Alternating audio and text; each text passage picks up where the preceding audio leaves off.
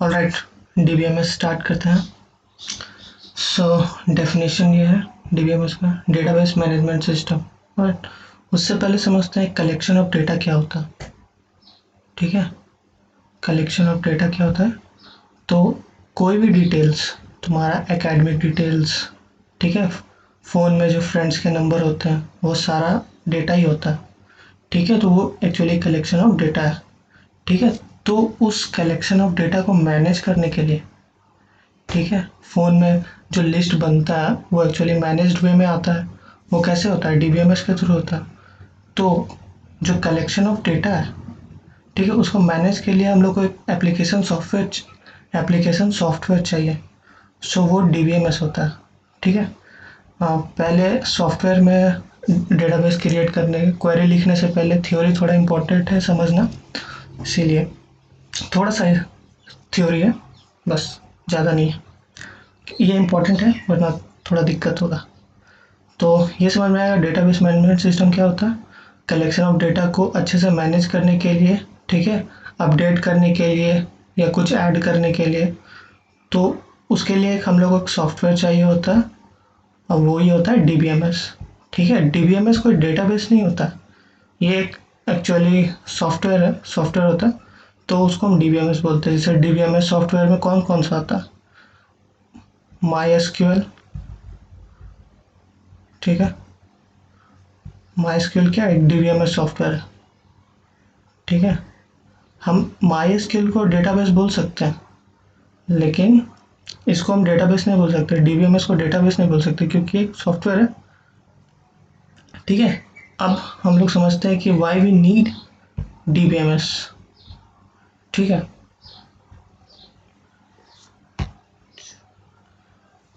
तो पहले क्या होता था, किधर गया कर्सर? हाँ, पहले क्या होता था, कंप्यूटर से पहले हम लोग डेटा मैनेज करने के लिए क्या करते थे? जैसे मान लो पहले, कंप्यूटर से पहले अगर कोई स्टूडेंट एडमिशन लेता है कोई स्कूल में, तो पेपर में उसका रोल नंबर, उसका सारा डिटेल्स लिया जाएगा, उसी तरह बाकी स्टूडेंट्स का लिया जाएगा। ठीक है, लेकिन क्या ये पेपर हमेशा रहेगा? नहीं, जल सकता है या फिर कोई फाड़ दिया या फिर डेटा लॉस हो जाएगा, तो कल को दिक्कत होगा, वो स्टूडेंट का डिटेल्स गायब हो गया। लेकिन डीबीएमएस सॉफ्टवेयर क्या करता है हम लोग को, इसमें कैसे मतलब ये फ़ायदा करता है। एक्चुअली हम लोग को कुछ करना नहीं पड़ता इसमें। ठीक है, अगर इसमें देखो, इसमें क्या होगा कि हमको कोई स्टूडेंट का डिटेल्स निकालना है, तो पेपर पलटना होगा, ये करना होगा। और सॉफ्टवेयर में क्या है, बस हम लोग को एक यूनिक आईडी होता है, वो हम क्लिक करेंगे और वो पर्टिकुलर स्टूडेंट का सारा डिटेल्स आ जाएगा। ठीक है, तो ये बेनिफिट है, पहला बेनिफिट। ठीक है, दूसरा बेनिफिट क्या है कि यहाँ पे डेटा लॉस हो सकता है। ठीक है, जल गया, फट गया, कुछ हो गया।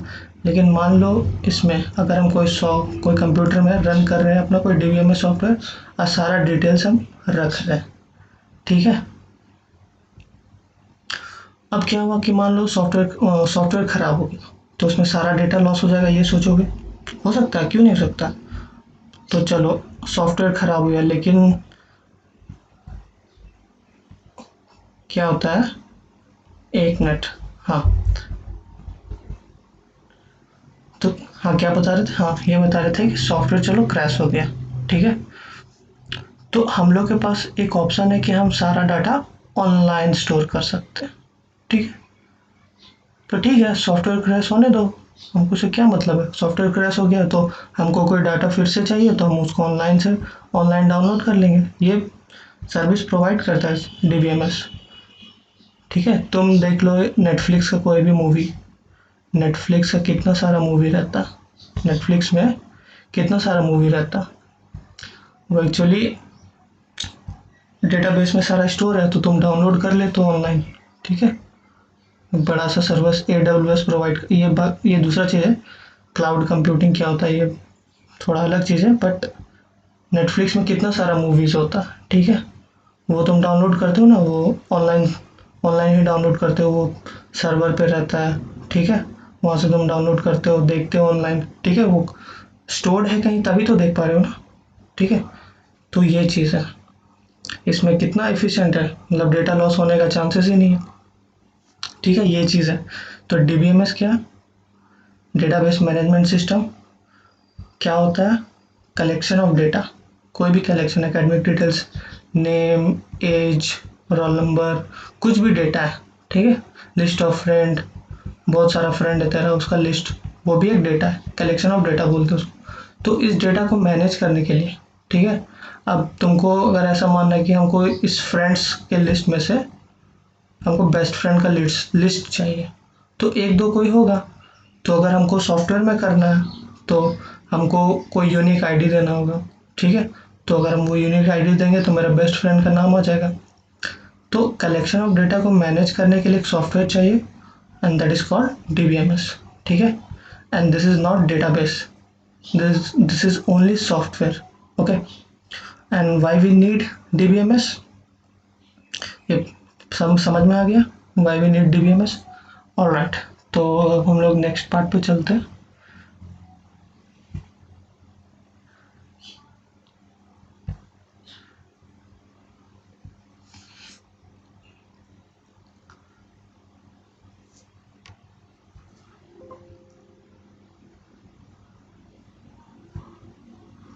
तो ठीक है, डीबीएमएस समझ गए। अब डीबीएमएस में हम लोग को अपडेट बोले ना, डीबीएमएस क्या करता है, डेटा को अपडेट सॉफ्टवेयर है जो डेटा को अपडेट करने मैनेज करने में काम आता है, ठीक है, कलेक्शन ऑफ डेटा को मैनेज करने में काम आता है। लेकिन करेंगे कैसे, उसके लिए कुछ टूल होना चाहिए ना। तो उसके लिए हमारे पास है SQL language, structured query language. तो ये लैंग्वेज है जो हमको हेल्प करता है डीबीएमएस सॉफ्टवेयर के अंदर डेटा को मैनेज करने के लिए, ठीक है। कोई सा भी डेटा, जैसे यहाँ पे देख लो डेटा क्या है, कस्टमर आईडी, कस्टमर नेम, ठीक है, उसका आईडी, उसका नाम, ठीक है, ये सब डेटा है। तो इसको मैनेज करने के लिए डीबीएमएस सॉफ्टवेयर चाहिए, और सॉफ्टवेयर के अंदर हम कैसे मैनेज करेंगे, विदाउट एनी लैंग्वेज कैसे पॉसिबल, विदाउट एनी टूल कैसे पॉसिबल है। तो so there is a structured query language that is called SQL. with help of SQL we can manage our data, ठीक है। तो अब ये क्या होता है यार, MySQL। अब देखो, SQL जो है वो लैंग्वेज है, ठीक है, अब समझना अच्छे से, SQL लैंग्वेज है। तो ये रिलेशनल डेटाबेस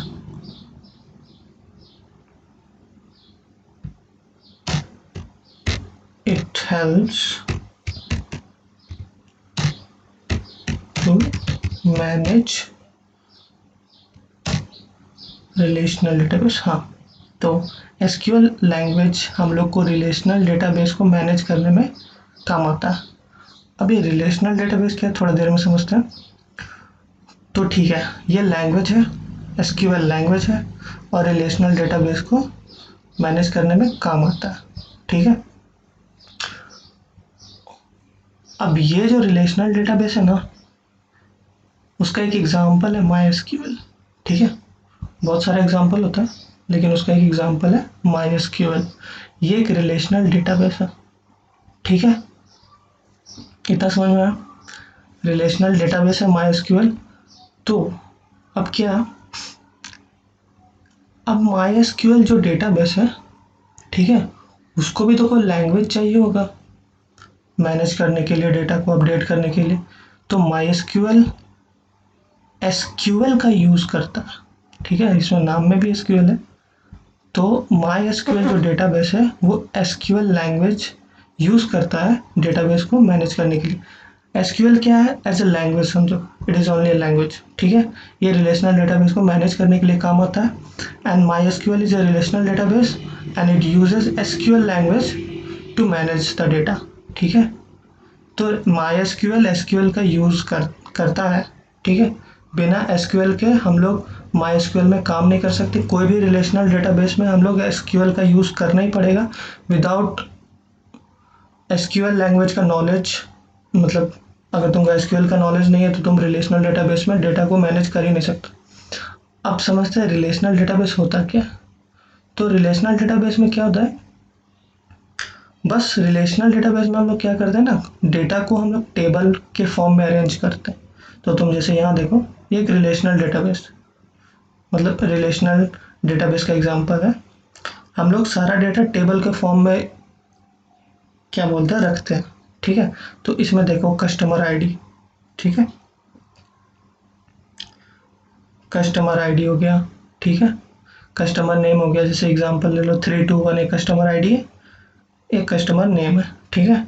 और ये अब क्या करते हैं ना, हम लोग को कभी कभी दो दो टेबल को या दो डाटा को लिंक करना होता है। जैसे मान लो इस टेबल में सिर्फ आईडी और नेम है, और इस टेबल में परचेज आईडी और क्या खरीदा वो इंसान वो है। तो अगर हमको पता करना है कि ये कस्टमर आईडी का नाम आदमी क्या परचेज किया है, ठीक है, तो हम लोग कस्टमर आईडी देखो यहाँ से लिंक करेंगे दूसरे टेबल से।